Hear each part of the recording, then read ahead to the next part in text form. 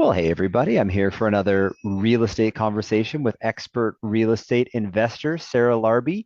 And Sarah, I believe you're tuning in live from your resort. I am, yes. I am in one of the cabins. I could probably turn it around if this is this is the beach cabin, and we're actually just painting some last minute touch-ups before our open house and grand opening on Sunday. But I am calling in from the resort. Amazing. Well, I'm glad I caught you at such an exciting time and congrats. So, for a little context, everybody, Sarah's invested in a resort, and I wanted to ask her all about it because I think a lot of you out there are fascinated by this. It's the difference between having an Airbnb and it's like, okay, well, what if I invest in a small resort or a large property to start building some, cabins or tents on it or expanding out an acreage or something like that. So, Sarah, what can you tell us about what inspired the idea to make this investment?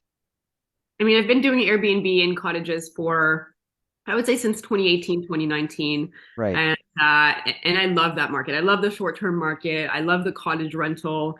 And one day I found another piece of land that seemed perfect for these like little tiny home cottages.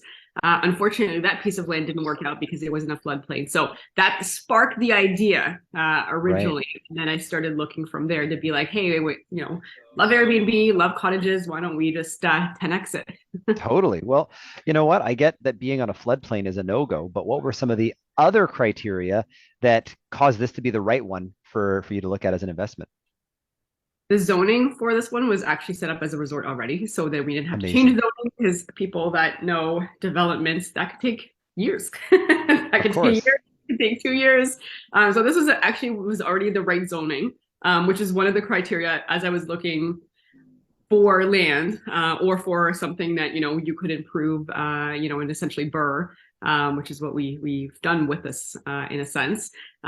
This was listed on MLS just probably for 60, 90 days, and we found it based on looking for a specific zoning type, and it was in the Kawarthas, which is in Ontario, and where I have my other cottages. And I love this area, so it was a quick decision, and I think we almost bought it sight unseen. Oh, Almost. that's amazing. That's amazing. And did you have to do any additional development on site, or were all of the buildings basically built out for you? No, it was actually just raw land. It was 5.5 acres of raw land. It used to be a resort about 20 years ago, and Right. all the cabins were actually demolished, and there was just grass and dirt. And then there was a really old, decrepit house, probably one of the worst I've walked through in my career. And I would say in the last 10 years of walking through Yeah. houses, properties, it was exposed to the elements probably for good 10 years. So like the ceiling, the roof, and everything, the rain, the snow, everything. So you can imagine the amount of mold and everything that you'd find in that. So that we ended up actually just tearing it down. And so everything is actually new from scratch. They're all new builds. Oh, that's so cool. Yeah, so that'll be from a depreciation perspective, you won't have a ton of maintenance for the first little bit, which is great. Now, I think one thing a lot of people wonder is, are you running this like a bunch of individual Airbnbs just on one site, or is there an overarching kind of booking plan that allows people to do different things with the whole resort? So the answer is yes, and also yes. So they can be rented as individual cabins. They can be rented as the entire, right now we have three, we're going to get to nine. We've got to do a little bit every single year. But you can actually rent the entire grounds for, an event, a party, just for your friends, by yourselves, if you want, all the cabins, or you can do it individually. And you could also attend some of our retreats. So we're actually hosting and creating events of our own for investors, entrepreneurs, those that are looking to grow. And so we've got different retreats that we're doing. In August, for example, we have the Have Your Cake and Eat It Too retreat, which is we did it last year, even though it was still raw land last year. And there was actually even no hydro. We made it work. It was actually incredible. And then we had 40 investors, and we covered all the costs essentially in terms of like the food, the booze, the drinks, the accommodations. We actually had a local hotel, the transportation, activities. We had musicians, we had comedians, we had cruises that we were doing, yoga classes. Like it was a lot of fun. We actually even had a mobile axe throwing. So it's like this is a resort is almost like real estate, but it's like a whole business, right? It's a hospitality business that and you can really make it. You can have two separate things that you do with it. One's a real estate piece and one's a business piece. Oh, that's great. Yeah, so it's well equipped for like special events and whatnot. So from a booking platform perspective, I'm assuming you have it on the typical websites like your VRBO or your Airbnb or whatever, but like how are you attracting people to come book the property? Is it different from your Airbnb booking for like say, one-off cabins? Yeah, so we have our website, so inspirebeachresort.com. So we do offer direct bookings that way. And then we also, reach out to our network and offer our network some promotions and different things like that. We have a few influencers that are coming as well to do some reels and some pictures that they stay at a lot of different places and they essentially can get the word out there. I've personally reached out to like some newspapers, and so we had like one of the Kawartha newspapers do a story on the resort. So it is about getting the word out there more than just being on a platform like Airbnb. Currently, we are. I don't know if I'll keep it on Airbnb forever. I like the exclusivity piece a little bit with, having its own opportunity to be booked on the website. But right now it is on that platform as well, just to, keep it fairly open and get some bookings in.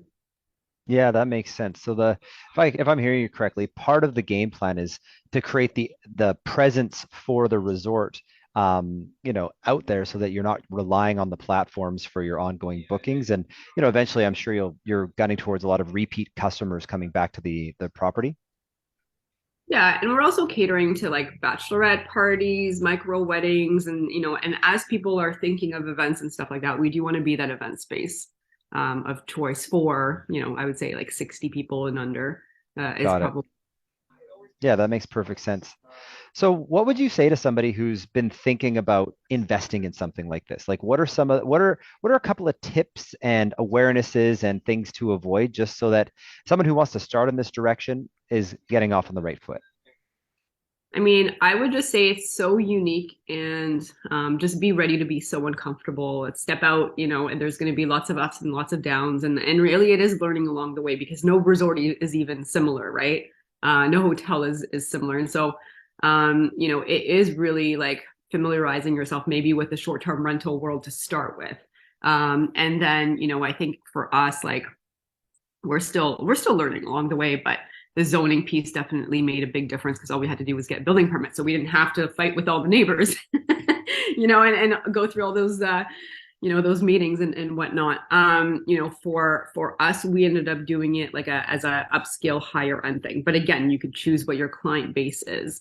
And I think just be ready for like a lot of unknowns. Like for example, we had an 8 month delay just waiting, for example, on the hydro pole to be installed because hydro didn't want to come in until Wow. the road construction was done and the permit for that was closed, which they've delayed that. I mean, as you know, road construction never goes as fast as planned, and so hydro wouldn't come and do anything until that was closed, and so that was 8 months later. So you've got to be able to have I think, mindset to say like this is going to cost you some money along the way.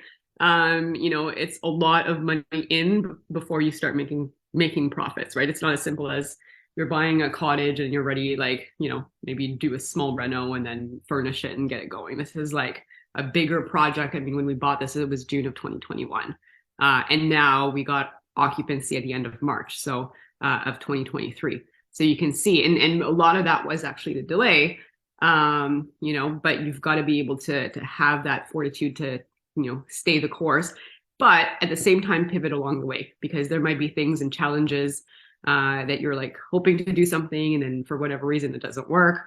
Like literally right now we have an open house and we're like having to change the doors out because of the hydro that wasn't in for the longest time and it froze. There's a lot of things that cracked and doors ended up not working anymore because it like expanded and contracted.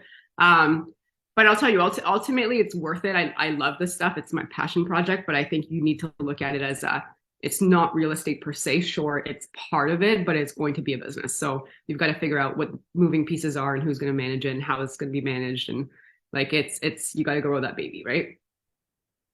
That makes perfect sense. And when I hear about that staying power, like for investors out there, like that translates into financial staying power. An 8 month delay is 8 months of carrying costs. So when you're building your budget for a project like this, the contingency allowance, the unknown allowance, make sure you have that in there because 8 months of carrying costs could sink someone whose budget is way too skinny. So Yeah. that's a really really good tip is that because everything's unique, there's way more unknowns, and so planning for the unknown and just having a buffer for it's a really really great tip. So Sarah, I really appreciate you taking the time to tell us about your amazing resort, and congratulations on the grand opening. It looks super cool. So make sure that you put in the comments a link to it so people can scope it out. It's out east in Ontario, and appreciate the time and appreciate you sharing what you've learned along the way with everybody tuning in. Amazing. Well, thank you so much. Really appreciate being on the show. And then yeah, if anyone's ever in the area wants a tour, reach out to me for sure. Amazing. Thanks so much. Thank you.